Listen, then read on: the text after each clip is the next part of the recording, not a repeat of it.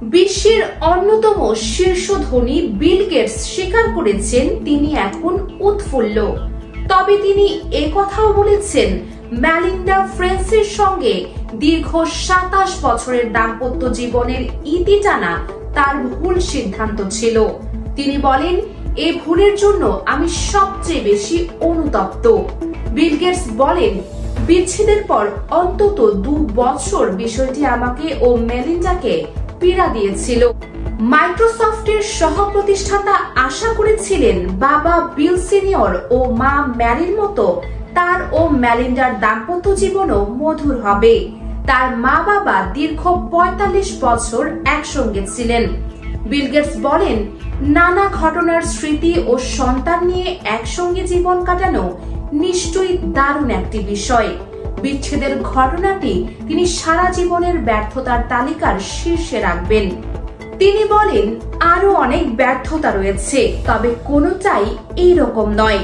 সাবেকি জুটির প্রথম দেখা হয় 1987 সালে। ওই বছরই মাইক্রোসফটের একটি অনুষ্ঠানে যোগ দিয়েছিলেন তারা। মেলিন্ডা তখন মাইক্রোসফটের প্রোডাক্ট ম্যানেজার, বিল গেটস তখন কোম্পানির প্রধান নির্বাহী কর্মকর্তা। এই দম্পতির 3 সন্তান রয়েছে।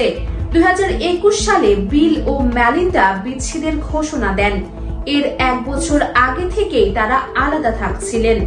বিচ্ছেদের ঘোষণার দিন তারা বলেন, জীবনের পরের ধাপে দম্পতি হিসেবে তারা একসঙ্গে থাকতে পারবেন না।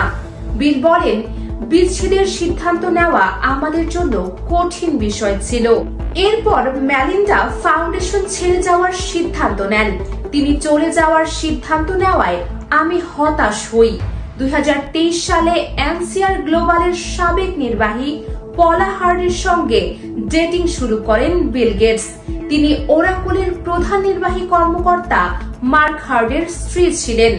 মার্ক হার্ড 2019 সালে মারা যান।